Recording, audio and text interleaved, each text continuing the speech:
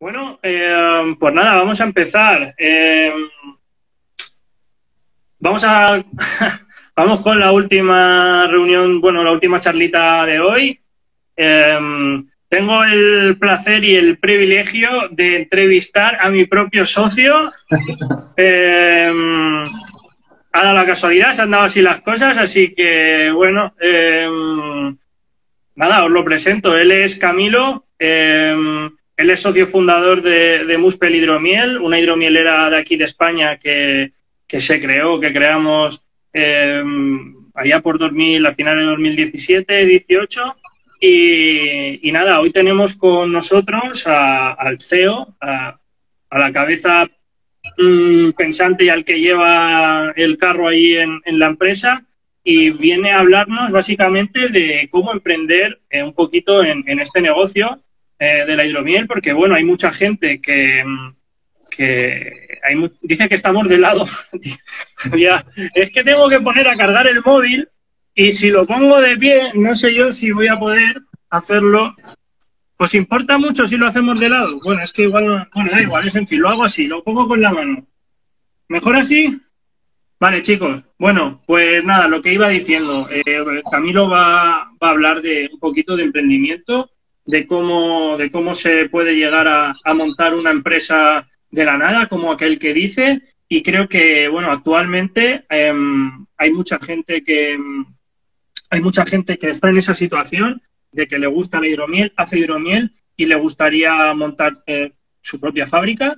Y bueno, Camilo creo que puede hablarnos de esto. Así que nada, preséntate tú también un poquito y cuéntanos qué haces y cómo has llegado hasta aquí. Bueno, muchas gracias, antes que nada, por la invitación, por darme esta oportunidad de hablar un poco de lo que es el sector del hidromiel. Gracias, Carlos, por la presentación. Es un placer que mi propio socio me entreviste.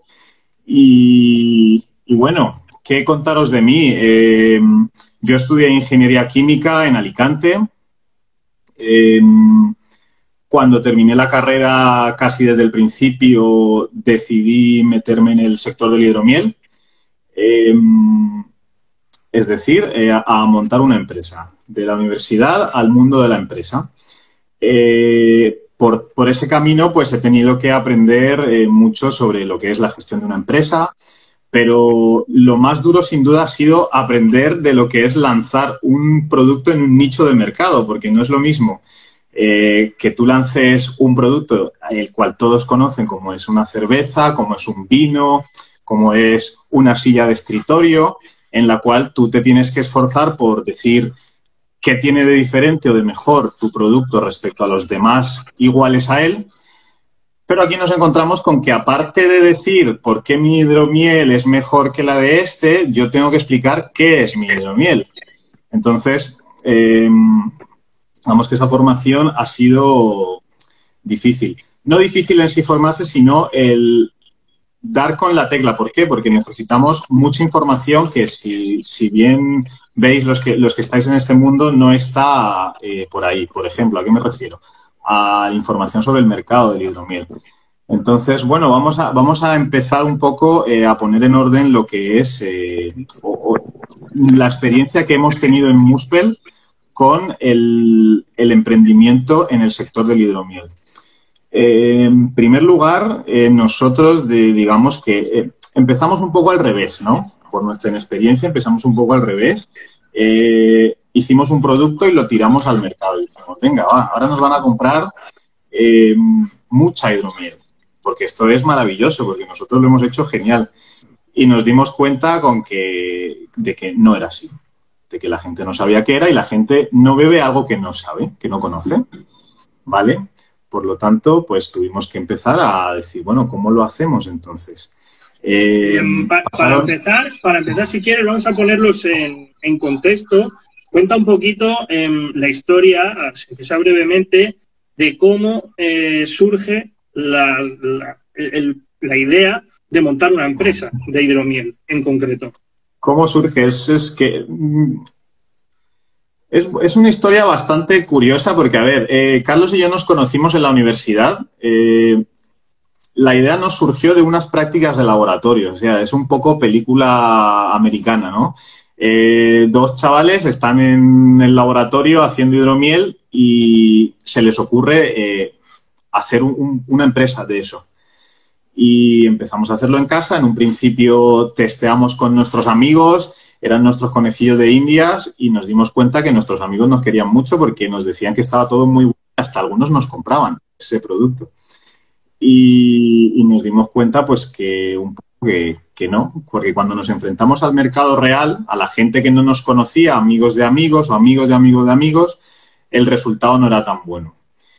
Entonces, bueno, retomando el momento, cómo se emprende un negocio, ¿no? Nosotros nos hemos dado cuenta que primero tienes que preguntarle a ese cliente, ¿no? Tienes que familiarizarte con ese cliente, tienes que saber qué quiere, tienes que saber si conoce el hidromiel, y una vez tú sabes si lo conoce o no, pues ir a averiguar qué tipo de hidromieles conoce, qué tipo de hidromieles bebe, con qué frecuencia bebe, para así de algún modo tú hacer claro, porque esto, un producto a medida. Lo que pasa aquí es que cuando empezamos un negocio como este, todo el mundo empezamos con la ilusión de, bueno, pues vamos a hacer hidromiel y a vender hidromiel y tal, pero luego te das cuenta de que al final lo de menos es hacer hidromiel, ¿no? O sea, al final, bueno, no es lo de menos, es realmente importante, pero no te lleva a ningún lado hacer hidromiel bien si no haces otras tantas mil cosas que hacen falta para poder llevarlo a cabo. Correcto. Entonces, todas esas cosas, eso que dices, se hace en torno, obviamente, al cliente, porque está bien que yo sea un apasionado del hidromiel y que a mí me guste que mi hidromiel sea así, darle forma, pero si luego yo lo enfrento a la gente, no me sirve nada. Entonces, ¿qué es lo que nosotros descubrimos? Pues a encontrar ese equilibrio entre qué me gusta a mí, porque yo tengo que creer en lo que hago, o sea, yo no puedo hacer una cosa en la que no crea y solo crearla por monetizar. Nosotros de algún modo encontramos ese equilibrio, ¿no? Ese equilibrio entre este producto me gusta, yo creo en él, lo voy a enfrentar al mercado, a las personas que están ahí, y a la vez lo he hecho un poco pensando en ellos, en lo que nos han dicho, en los gustos, en cómo beben, en lo que conocen. Sí, digamos que nosotros, creo que uno de los fallos más grandes que tuvimos es que nos pusimos a pensar primero en cómo conseguir la fábrica y cómo conseguir la capacidad de vender no sé cuántos 1000 litros, pero no habíamos pensado en cómo se lo íbamos a vender a la gente o si había suficiente gente dispuesta a comprar, ¿no? Entonces, un buen consejo, según nos estás diciendo, es empezar a pensar por ahí, ¿no? O sea, primero vamos a ver cómo lo voy a hacer para vender, porque nosotros nos hemos visto en esa de coger y decir, sí, hemos producido un montón, pero ahora resulta que lo más difícil es venderlo. Exacto. Entonces, digamos que esa primera piedra que se recomendaría a todo hidromielero que se está planteando entrar en este sector es enfréntate al mercado, busca información sobre el mercado de tu ciudad, de tu pueblo, de tu país, mira cuánta gente conoce el hidromiel y de algún modo esto te va a ayudar a planificar tu producción, te va a dar una previsión de ventas y no vas a salir tan a ciegas al mercado. Bueno, como segundo punto, una vez tienes este primer ladrillo, ¿no?, del gran edificio que vas a construir, llega una parte muy importante que creo que nos cuesta mucho de hacer introspección, y es saber en qué punto estás tú, desde dónde partes para empezar a emprender con el hidromiel.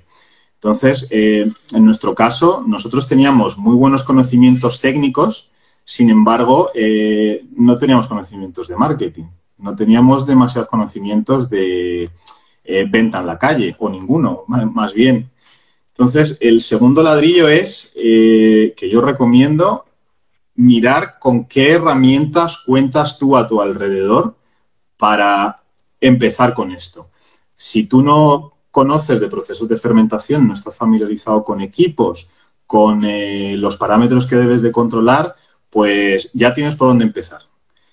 Ahí puedo recomendar, por ejemplo, grupos de Facebook como Fabricantes de Hidromiel, hay muchos foros de Internet, hay muchos cursos que te van a introducir en este mundo para empezar a ver si realmente vales y desde dónde partes.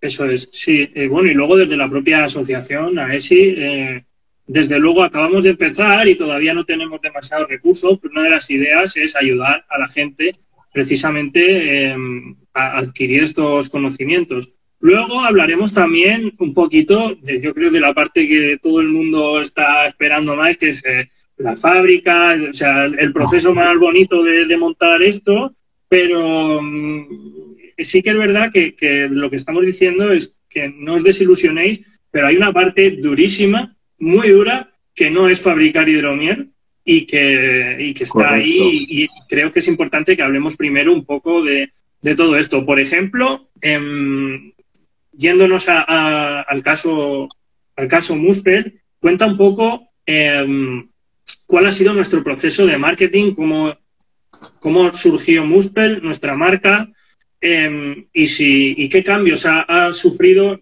nuestro enfoque o nuestro público, porque creo que nuestro caso es un buen ejemplo de cómo nosotros hemos ido buscando ese mercado, Correcto. ese cliente.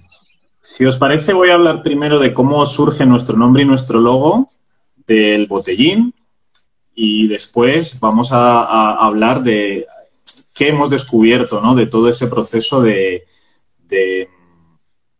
marketing que hemos hecho. Bueno, voy a hacer un poco de... Ahí está... Un poco de publicidad. Ahí tenéis dos de nuestras variedades. Bueno, nuestro logo es un barco vikingo visto desde el frente. En un principio nos pareció buena idea jugar con la ambigüedad de que pareciese tanto un barco como una corona o una barba. A día de hoy, desde mi punto de vista, jugar con la ambigüedad ya no es tan buena idea. O sea, hay que decirle al cliente qué son las cosas y transmitirlas desde la cabeza hasta los pies del producto. El nombre, nosotros, digamos que queríamos conservar esa esencia vikinga que tiene el hidromiel, porque son, digamos, los que lo hicieron famoso a nivel mundial. Entonces buscamos un nombre que no fuese tan evidente, pero que para las personas que estuviesen familiarizadas lo supiesen detectar. Entonces viene de Muspelheim. Muspelheim es uno de los reinos vikingos, el más famoso es el Valhalla, pero tienen unos cuantos más. Muspelheim es uno de ellos, es uno de los infiernos, el reino del fuego de los vikingos. Todo esto viene, ¿no? Porque creo que nosotros, nuestro público objetivo a priori era precisamente no el sector tan cerrado que pueda conocer el hidromiel de entrada, que viene a ser, en el cual nos incluimos muchas veces, o yo mismo me incluyo, que es de ferias medievales, de conciertos de música heavy, por ejemplo. O sea, ahí es donde se conoce el hidromiel y nosotros, nuestra idea inicial fue decir, bueno, como eso ya existe, vamos a hacer un hidromiel que esté enfocado a un público un poco más general. Entonces, por eso decidimos hacer ese logo un poco ambiguo, que si lo lees y conoces un poco mitología vikinga, recordase a eso, pero que no fuese tan evidente. Voy a hacer un par de comentarios de la gente que nos comenta. Tomás nos dice que qué porcentaje diríamos si tener una empresa de hidromiel lo dividimos en porcentajes. ¿Cuánto porcentaje es la empresa en sí y cuánto porcentaje pondrías hacer hidromiel? Hacer hidromiel lo pondría en un 20%. Un 20% yo tiraría por ahí también. Fijaros hasta qué punto tener una empresa de hidromiel, hacer hidromiel es una parte un poquito casi secundaria. Que ya no es eso, que intentamos hacerlo obviamente lo mejor posible, intentar mejorar, pero al final te come todo, ¿no? Claro, y en ese 80% en ese 80% metería casi que el marketing y me centraría en lo que es la comunicación, porque hoy en día me doy cuenta que de algún modo no estamos comunicando bien. Pongo a nosotros mismos, a Muspel en primer lugar, de que no estamos comunicándole bien al consumidor, sobre todo al consumidor español, que es donde estamos nosotros, qué es el hidromiel. Mucha gente, ¿qué cosas hemos detectado nosotros? Que, por ejemplo, el botellín tampoco ayuda a transmitir qué es, porque la gente de entrada tiene en su cabeza que eso es cerveza. Tú le puedes explicar 400.000 veces qué es, cómo lo has hecho, a qué huele, a qué sabe, qué mieles has usado, pero él al final del todo va a mirar el botellín y va a decir, entonces esta cerveza me va a gustar o no. Encima quiere que tú le digas si le va a gustar o no. Digamos que nosotros hemos descubierto que tenemos que diferenciarnos en ese lado. Hay que diferenciarse para mejorar esta comunicación. Ojalá fuese posible. Sé que por temas de costes y en fin, por facilidad de servicio, tiramos la gran mayoría del botellín de tercio marrón.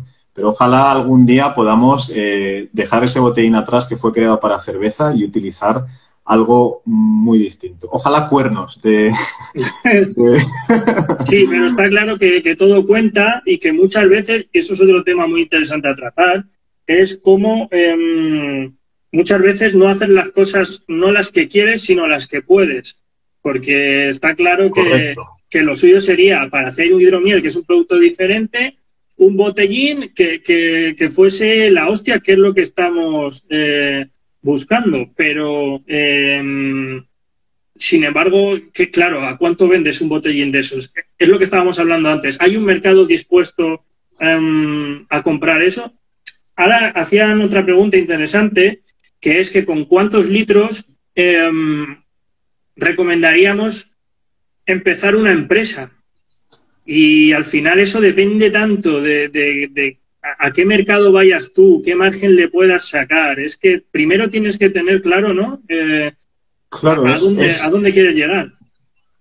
Esos litros en realidad dependen de muchos otros factores. En primer lugar, depende de si tienes que pagar un alquiler. El alquiler al principio suele ser un coste bastante alto. Si ya cuentas con una cartera de clientes, si eres tú solo o por el contrario te planteas contratar gente, si tú solo eres capaz, por ejemplo, he visto la charla de antes de Luis Ignacio y él decía que era él solo, o sea, yo, igual que decías tú, yo flipo con que él solo pueda llevar todo eso. Entonces, claro, ¿qué litros? Pues nosotros empezamos siendo 3 personas, una dedicada al 100% y nosotros con 700 litros cubríamos nuestros gastos, pero también teníamos unos gastos muy bajos, es decir, es un poco sopesar qué es lo que tienes alrededor. Esto también entra ya un poco lo que es tener conocimientos de contabilidad, conocimientos de gestión, de tesorería, para tú saber pues qué te hace falta, ¿no? Sí, exacto. Al final tienes que hacer balance de cuánto necesitas, o sea, sobre todo es a qué público vas a ir y a cuánto se la puedes llegar a vender.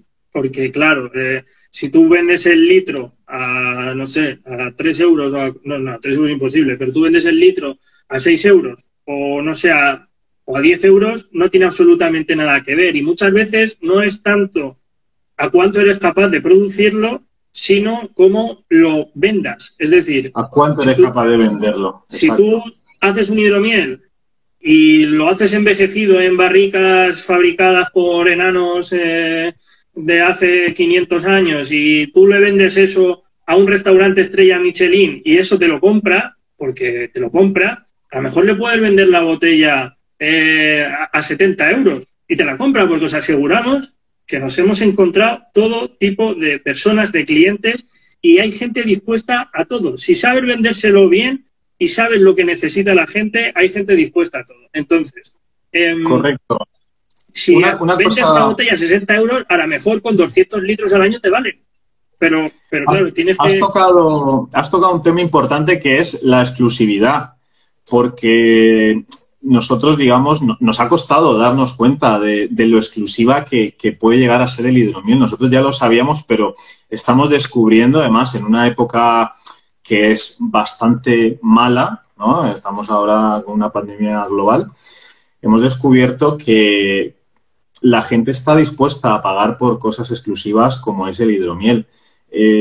Obviamente, tiene que ser un producto muy cuidado, con una comunicación muy buena, y una persona te va a pagar 80 euros o te va a pagar 100. Se paga 500 euros por bebidas fermentadas a día de hoy, pero es eso, es lo que hablamos, es saber que esa bebida lo vale, que esa bebida es exclusiva. Y bueno, y lo que quería decir, digamos que nos da un punto extra de exclusividad a nosotros los hidromieleros, que no se consigue fácilmente en supermercados. Sé que hay hidromieles que están ya en supermercados, pero no hay suficiente variedad aún. La gran mayoría de hidromieles sí venden online. Entonces, eso es un punto a explotar que nosotros, bueno, nos estamos dando cuenta y estamos ahí jugando con esa exclusividad que tiene el hidromiel. Nos preguntan por aquí, ¿qué responsabilidades tiene cada socio dentro de la empresa? Bueno, nosotros somos tres socios que equivalen a 7 departamentos, ¿vale? Cada uno lleva 100% responsable de esos 2 departamentos, y hay uno que nos repartimos entre los 3. Voy a hablar del que nos repartimos entre los 3 porque es el más difícil, es el que más porcentaje de la empresa ocupa, y el que encima no controlamos ninguno de los 3 al 100%, que es el marketing. Ese departamento digital, sobre todo. Marketing digital sobre todo. Sí, ese departamento lo llevamos entre Carlos, Cristian y yo. Cristian es el tercer socio que hoy no está aquí. Claro, eso es otra cosa que quería comentar, y es que nosotros, de lo que estábamos hablando, a la hora de montar una empresa y de lo que puede hacer falta o no, nosotros llegó un momento, los 2 somos ingenieros químicos, entonces nos dimos cuenta de que todo no lo podemos abarcar, al menos bien.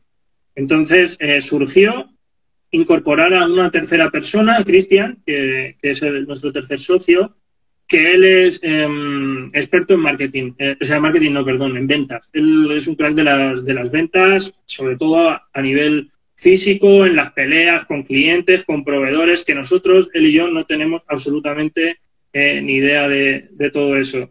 Y entonces, al final, decidimos que más vale tener algo más pequeño, ¿no? Tener una parte más pequeña de algo grande, que intentar hacer toda la vida nosotros solos todo y no llegar nunca a nada porque no somos capaces de hacerlo bien.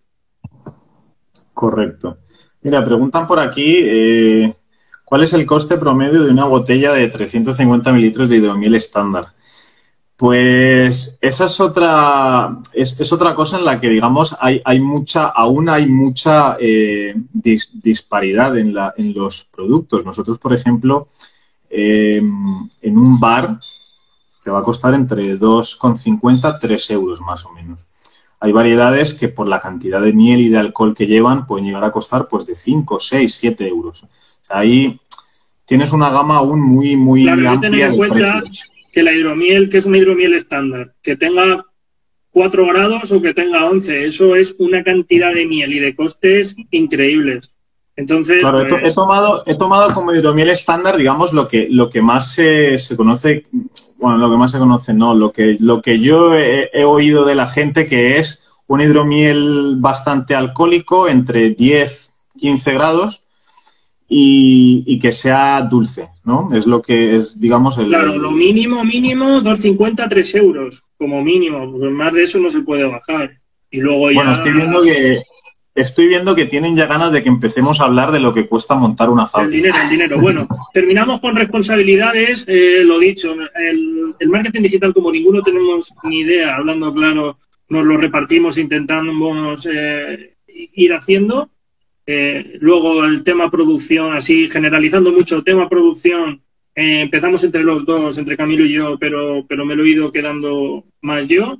Y luego tema gestión de empresa lo tiene totalmente Camilo. Nos preguntan también, dinero que hace falta para montar una pequeña fábrica. Bueno, el dinero va a depender de los litros que quieras fabricar al día, a la semana, al mes, y eso va a depender evidentemente del mercado, ¿no? Vamos a empezar con el montaje de la fábrica. Preguntaban, y creo que es importante empezar antes. Yo creo que me iría a lo... Por ejemplo, yo creo que lo mínimo, mínimo y básico y fundamental, menos de lo que montamos nosotros al principio, no se puede. Entonces, Sí, vamos a explicar, por ejemplo, cómo fue nuestro caso para empezar, porque, vamos, creo que menos de eso no se puede, sería lo mínimo. Sí, nosotros empezamos con una capacidad de unos 500 litros al mes. Un equipo de cocción, digamos, que nos permitía, bueno, no, 500 nos permitía un poco más nuestro equipo. Permitía, si lo forzábamos, llegaba a los 700 que he dicho antes, pero forzándolo bastante. Sí, pero sobre todo a nivel, aparte del equipo, que ya es caro, pero el equipo, por ejemplo, que hablo yo del equipo que es mi parte, para empezar, luego te dirá que que tienes que, para hacer buen hidromiel, tienes que tener un equipo de la hostia, refrigerados, isobáricos, todo esto. Y está claro que cuanto más, mejor. Pero para empezar, hay equipos muy baratos de acero inoxidable, ollas, fermentadores. Lo que sí que es verdad es que pues todo depende de cuánto te quieras complicar, y eso también es otro fallo que me gustaría comentar, lo que tuvimos, ¿no? El empezar por lo más difícil. Nosotros empezamos a trabajar unas hidromieles con unas levaduras que tenían que trabajar sí o sí a temperaturas de 10 grados, 11 grados, luego maduraciones súper bajas, porque nosotros creíamos que eso era la hostia y que... Sí, con controles de temperatura bastante estrictos, que nos hizo tener un coste más elevado del normal si hubiésemos decidido, por ejemplo, trabajar levaduras ale con un rango más amplio de trabajo. Nosotros nos habríamos evitado un dolor de cabeza enorme con la refrigeración. Correcto. También es verdad, luego también a la hora de montar, que nosotros somos muy manitas, ingenieros químicos, nos hicimos nosotros solos un sistema de refrigeración ultra casero con una cámara frigorífica de un supermercado que estaba estropeada. Nos hicimos todo el tema de fontanería nosotros solos, toda la pintura nosotros solos. Entonces, ahí hay una cantidad de factores que influyen. Todo lo que seas capaz de hacer tú, pues abarata mucho. Pero aún así, yendo un poco al grano, que no nos liemos mucho, ¿qué hace falta? Mínimo para adecuar un local y tal, 30, no sé. Y aún así es que tenéis que tener en cuenta que una cosa es el dinero que hace falta para montarlo y otra cosa es que una vez lo montes, dices, ahora a vender. Y claro, no empiezas vendiendo la cantidad que hace falta para cubrir gastos y es una locura. Pero yo diría que mínimo entre 30 y 50.000 euros, pero haciéndolo todo tú y como empezando con lo mínimo. Por eso es importante empezar o saber con cuántos clientes cuentas en un radio de, pues no sé, 30 a 40 kilómetros. Para que una vez montes esa fábrica, hagas ese gran desembolso de dinero en equipos, pues tengas un colchón para sobrevivir los meses o incluso el año que te va a llevar estabilizar esas ventas. Entonces, para la fábrica, digamos, voy a ir un poco habían preguntado por allí, antes de entrar en la fábrica o en el montaje de la fábrica, ¿qué hace falta a nivel legislativo para montarla? Pues a nivel legislativo, en primer lugar, dar de alta tu actividad. Por lo que yo he podido ver, según la provincia, hablo del caso de España, ¿vale? Que es el que más controlo.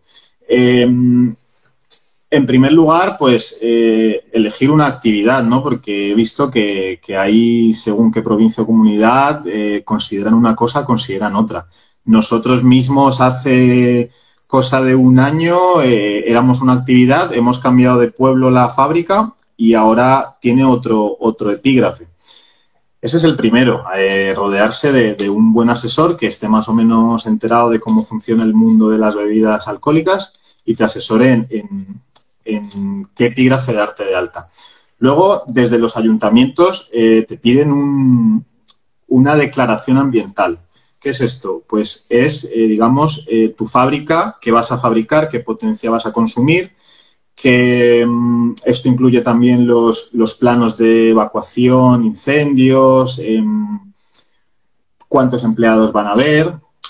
¿Vale? Esto se presenta al ayuntamiento. En nuestro caso, en nuestro ayuntamiento, tuvo un coste de unos 150 euros. Esto es una cosa que depende también del ayuntamiento que os... Claro, eso iba a decir. Me gustaría aportar que si pudieseis, todo aquel que esté interesado en empezar, Nosotros, por ejemplo, al empezar conseguimos que se nos declarase a nivel de actividad de la licencia ambiental, que se nos declarase como actividad inocua, que se llama, que es si no superas una serie de requisitos de potencia de equipo, de tamaño, te lo pueden llegar a considerar como actividad inocua. Y si te lo declaran así, pues a lo mejor pasas de necesitar 1.000 euros solo para la licencia a los 150 que comentaba. Pero la verdad es que eso te vale hasta que te vale, porque si superas esa cantidad ya te toca hacer lo otro. Pero nosotros, como no teníamos nada, pues arrancamos con lo que podíamos y lo hicimos así. Eso es. El segundo paso a dar una vez tienes estas cosas, o casi que se pueden hacer simultáneamente, es el registro sanitario. Aquí en Europa sabéis que hay unos controles sanitarios bastante estrictos. Entonces, bueno, nosotros ese tema en un principio nos planteamos diseñarlo y implantarlo nosotros, pero nos aconsejaron que no, que fuésemos a una asesoría especializada y que junto a ellos desarrollásemos el plan el plan sanitario. En concreto es el APPCC. Esta parte es muy importante también. Es verdad que cada uno ya que elija, ¿no? Pero sí que recomendamos eso porque a nosotros nos ha ahorrado muchos dolores de cabeza. Sí, nos hemos encontrado con casos de personas que han estado mucho tiempo esperando la autorización de sanidad para empezar, porque, claro, tú ponte en el lugar de sanidad. Tú, una persona que no trata con ellos de normal, va y le presenta un plan. Ellos tienen por delante del tuyo 50 más y hasta que lleguen al tuyo, hasta que lo revisen y te envíen un inspector, igual pasan 2-3 meses. En esos 2-3 meses, en principio, no te dejan fabricar. Entonces, al final, ¿qué pasa? Que pues o te desanimas y cierras o estás perdiendo dinero durante 3 meses. Nosotros, en este caso, al contratar esta empresa, en el momento en el que se presentó, nos dieron autorización para empezar a trabajar. Esto, la verdad es que es una maravilla. Porque, además, como se dedican a eso, conocen a los inspectores, te avisan. Claro, están familiarizados con ellos. Sabe cómo es cada uno, te dice esto, te dice lo otro, o sea, te dice todo para que lo pases seguro. Y eso, a nivel de coste, por ejemplo, que ¿te acuerdas que nos costó el estudio, implementarlo y todo eso? El coste iba según el volumen. Según el volumen nos lo cobró, sí, según el volumen de producción. En un principio fueron sobre 1.200 euros masiva, nos costó a nosotros. Sí, pero para que se hagan una idea, que para arrancar con un volumen pequeñito, una asesoría de ese tipo, pues eso, unos 1.000 euros te cobran y te lo implementan todo. Te dan también el curso de manipulador de alimentos, te hacen todo el papeleo y te lo hacen absolutamente todo. Preguntan por ahí que si el APPCC es a nivel alimentario. El APPCC, perdón, es ay, se me ha ido el significado de las siglas, perdón. El APPCC es un análisis de puntos críticos de proceso. Consiste, pues, básicamente en coger tu proceso y definir en qué puntos hay más probabilidad de que se produzca una contaminación. Entonces, a partir de este APPCC, se desarrollaría un plan de limpieza, un plan de muestreo, un plan de control para, evitar contaminaciones en el producto. Vale. Si no tienes fábrica, pregunta si no tienes fábrica. Es que si no tienes fábrica no te hace falta. Si te pones en la situación de que tú eres nómada, le encargas la producción a otra persona, esto lo tiene que hacer la fábrica a la que tú se lo encargues. Tú no necesitarías, este APPCC. Tú, en todo caso, si te dedicas a comercializarla, lo que tienes que tener es, pues a lo mejor estar dado de alta como autónomo o como empresa para que tú puedas facturar esto de alguna forma y de grabarte el IVA y todo esto. Vamos, que el APPCC va sobre el espacio que tiene asignado el registro sanitario.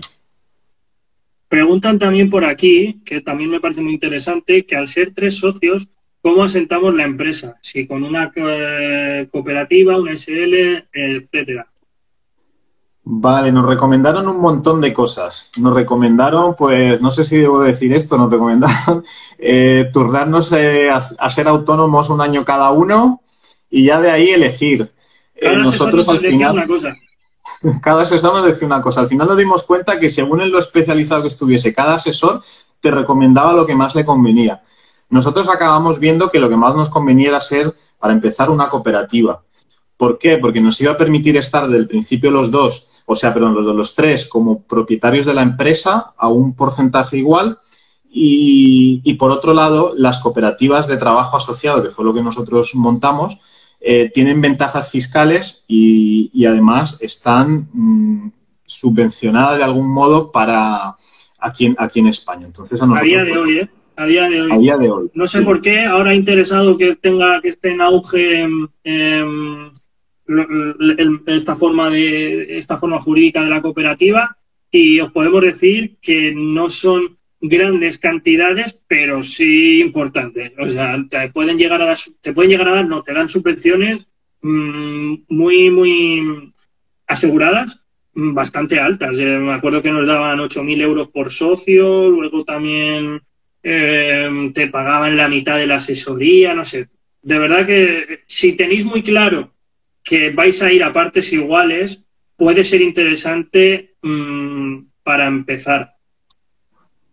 Sí, luego si lo enfocáis ya a crecer de la mano de un inversor, como era nuestra idea, pues a medio y largo plazo debes plantearte cambiar de forma jurídica e irte a una SL, una sociedad limitada en la que te permita ordenar las acciones de otra forma y pues repartir en función del capital. Una cosa que tienen las cooperativas es que aunque tú, digamos que en porcentajes somos todos iguales, pero es que en voto también. Y si se cambia el porcentaje de la empresa, el voto sigue siendo el mismo. Es decir, si yo tengo un 40, él tiene un 20 y el otro socio tiene otro 20 y hay otro socio que tiene otro 20, pues aunque yo tenga más porcentaje, el voto de los 5, de los 6 sería el mismo. Vale, me estoy apuntando preguntas, ¿vale? Que luego intentaremos ir contestándolas, pero voy cogiéndolas según temática que vayamos hablando. Hidromiel Odín nos pregunta que si pagamos cuota de seguridad social por cada socio. Depende. Si el socio trabaja en la empresa, sí. Si el socio no trabaja en la empresa, pues no es necesario. En una cooperativa... Digo que cuando arrancas puedes elegir si quieres ser autónomo, aunque estés dentro de la empresa y seas socio, puedes elegir si quieres ser autónomo o trabajador por cuenta. No todos pueden elegir. Sí que hay que especificar que dependiendo del porcentaje al que esté el socio, un socio que esté a un porcentaje igual o superior al 25% de las acciones de la empresa, de las participaciones, si quiere trabajar en la empresa está obligado a hacerlo como autónomo. No puede ser empleado por su propia empresa. En el caso de que esté por debajo del 25% de participación, podría elegir y tener un contrato de empleado cotizando en el régimen general. Y luego otra cosa interesante es que como cooperativa, cuando empezamos como cooperativa, aunque igualmente estábamos obligados a pagar seguridad social y cuota de autónomos, sí, aunque sea una sociedad, te deja acogerte a la tarifa plana de autónomo, que se pagan 50 euros, en lugar de los 300 que se pagan si estás en una SL. Correcto. Digamos que las cooperativas, el problema que tienen a largo plazo, conforme vas creciendo, sobre todo las de trabajo asociado, que era la que éramos nosotros, conforme creces, debes incorporar más socios, al mismo nivel de participación y de voto que tú. Si tú no creces en socios, tampoco te permite contratar empleados. Es decir, por cada 2 socios trabajadores debes de tener o puedes tener un trabajador contratado en la cooperativa.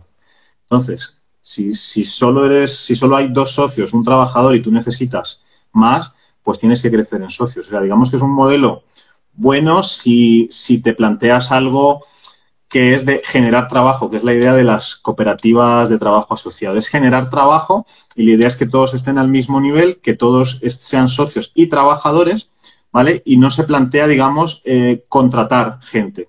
La contratación es para algo puntual. Mientras que en una SL tú puedes hacer lo que quieras. Tú puedes ser el propietario único o podemos ser 3 socios y tú no tienes límite de contratación. Correcto.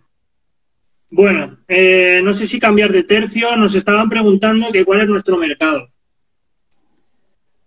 ¿Cuál es nuestro mercado? Bueno, nosotros empezamos muy enfocados al mercado cervecero y nos dimos con un canto en los dientes. El cervecero... En los dientes, pues, en la no cabeza está... y en todas partes. En todos lados. El cervecero no sabe apreciar el hidromiel.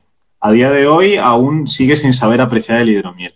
Entonces, ¿qué mercado? Pues mira, el primer mercado es lo que recomiendo a día de hoy es vea por esas personas que lo conocen, que lo beben regularmente, busca qué estilo de hidromiel beben y hazles ese estilo de hidromiel.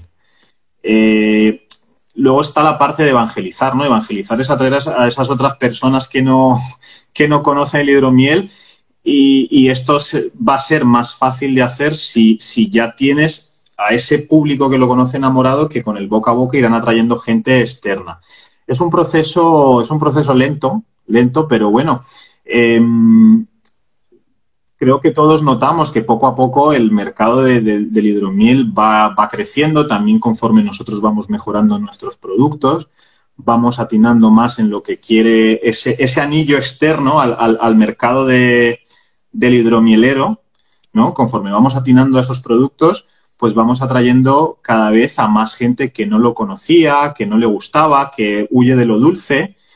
Y bueno, no sé si contesto un poco a la pregunta. Nosotros estamos ahora pivotando un poco nuestro cliente objetivo. Estamos yendo a esas personas que beben hidromieles dulces y fuertes. Y tenemos también productos, porque ya los teníamos creados, no los queremos, digamos, eliminar de nuestra cartera. Ese anillo exterior, ¿no? Que suele llegar más a ellos con hidromieles más secos, más fáciles de tomar con el aperitivo, con la comida, con la cena.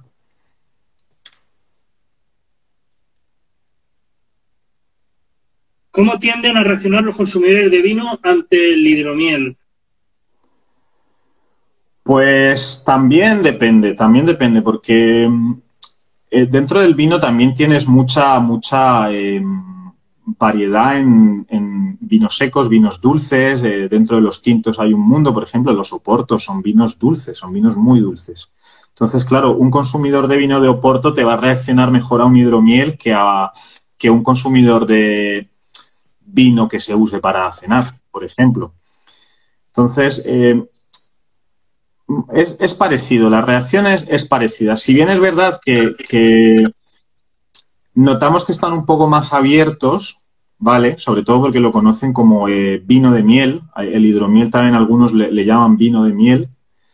Pero al final es eso. Es que depende de para qué se lo vendas, depende del gusto de esa persona. Y eso es lo que hay que averiguar al final.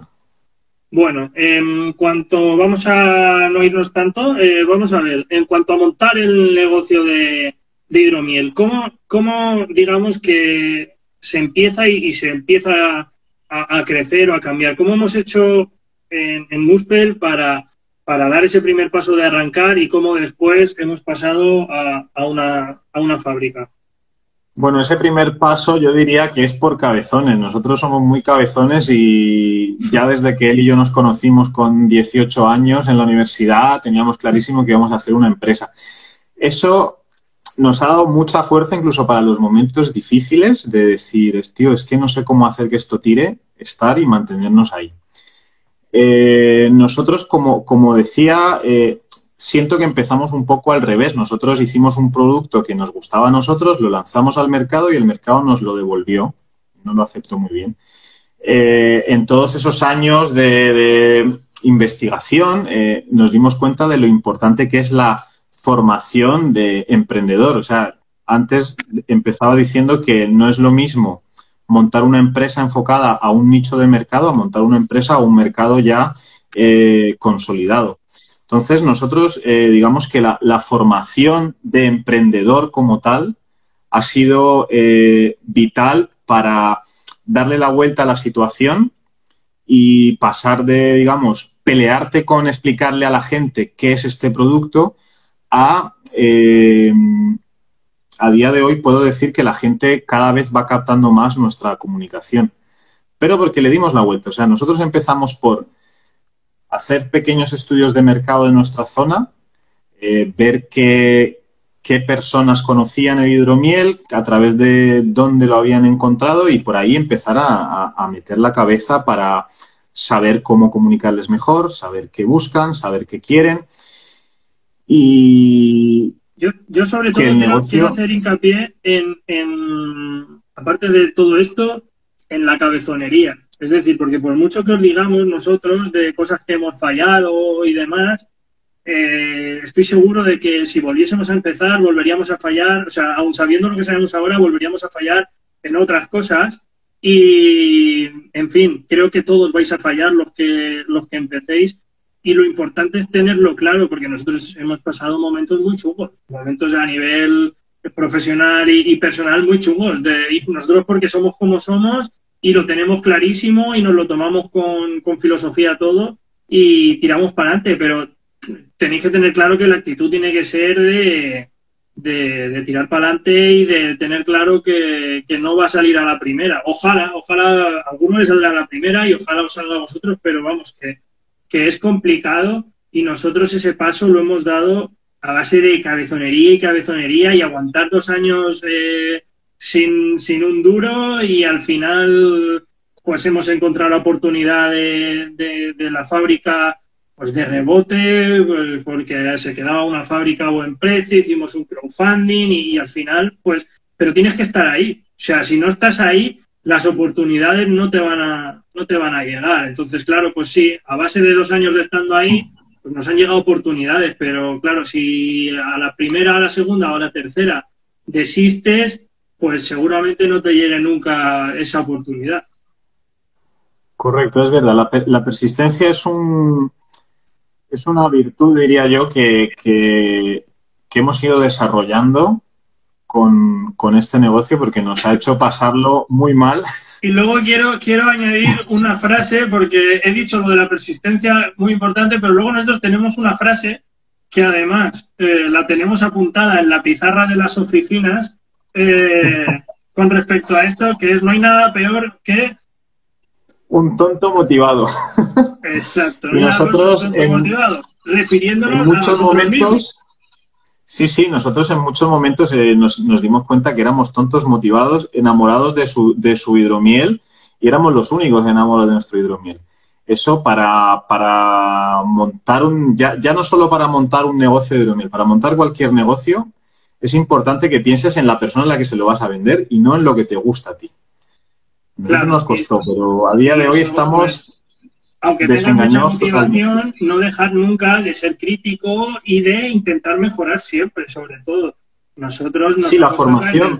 Nos ha costado caer del burro, pero ahora nos hemos puesto a hacer los 3 cursos y máster y cosas, pero como locos, todo lo que vemos intentamos aprenderlo porque nos hemos dado cuenta de eso, de que no hay nada peor que un tonto motivado, porque por mucho que mantengas la motivación, toda la vida no puedes estar pegándote golpes en la frente. Correcto. Bueno, luego para el tema de mantener la motivación y de la cabezonería también hay cosas que no hemos comentado, pero nosotros en los peores momentos nos dimos cuenta que no éramos nada disciplinados y a día de hoy una primera cosa que ha cambiado en nosotros mismos es ser muy ordenados, ser muy disciplinados. Os he dicho que somos 3 personas llevando 7 departamentos. Esto no se consigue si no eres extremadamente ordenado, llevas una buena agenda, llevas una reunión. Nosotros, por ejemplo, tenemos un día que solo dedicamos a organizar la semana. El lunes solo se dedica a organizar la semana y solo es reuniones entre los socios, reuniones entre departamentos, reuniones con inversores, reuniones que nos van a permitir que el resto de semana vaya muy fluido. Puede parecer una chorrada, pero esto es totalmente real. Empezamos a implementarlo hace poco. Y esta semana, por motivos, no pudimos hacerla y estábamos en la mierda, que nosotros nos hablábamos a nosotros mismos y decía, tío, es que esta semana no he hecho nada, no hemos hecho una mierda porque no hemos tenido... Si no hay objetivos, no hemos Si no tenido te esa pones reunión objetivos, ¿a dónde vas a llegar? sí, no hemos tenido esa reunión de ponernos Mm, claramente los objetivos cada uno, que tú no tengas que ponerte cada día a pensar qué tienes que hacer. Pregunta correcto. que cuáles son esos 7 departamentos. ¿Cuáles son esos 7 departamentos? Bueno, empezamos por el de producción, a cargo de aquí el compañero Carlos. Luego tenemos el departamento de marketing, que lo llevamos entre los tres, departamento de ventas, departamento de compras, departamento de... Sí, Trello es muy bonito, pero cuando va creciendo, no sé yo. Me he perdido. Departamento de compras, gerencia. eh, Recientemente hemos tenido que montar uno de atención al cliente. No sé cuánto llevo, es que igual no son 7, igual son más.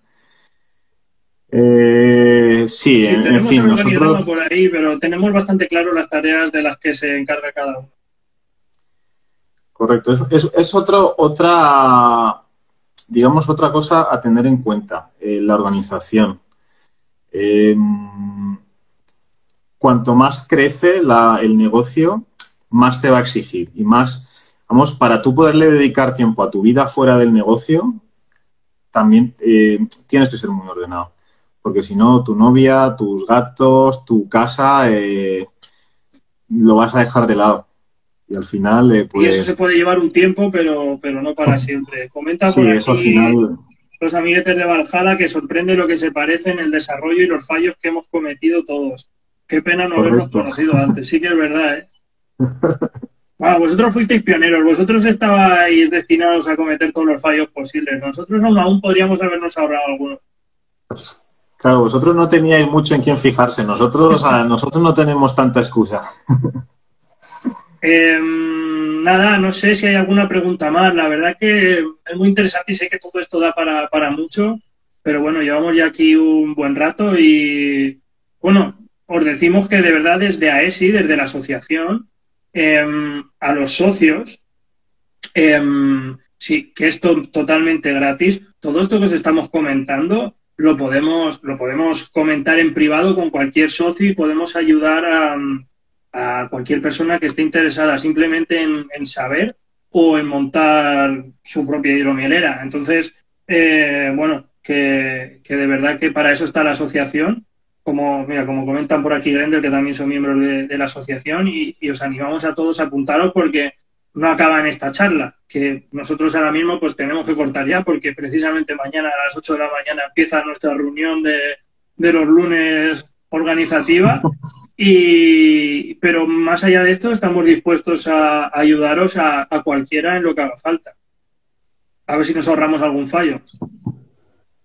Vale, para asociaros, mira, o nos mandáis un mensaje privado o un correo directamente a hidromielespana porque la ñ no me la dejaba poner, hidromielespana@gmail.com, pero si no, por Facebook o Instagram os podéis apuntar. Eh, y nada, un placer haber estado con vosotros, un placer haber entrevistado aquí a mi socio y, y nada, eso, que muchas gracias a todos por haber participado, por haber preguntado tanto. Esperemos que os haya servido, que haya sido útil todo esto. Y nada, para cualquier cosa ya sabéis dónde estamos. Muchas Un gracias y saludo, buenas noches a todos. buenas noches, un saludo, que vaya todo bien. Adiós.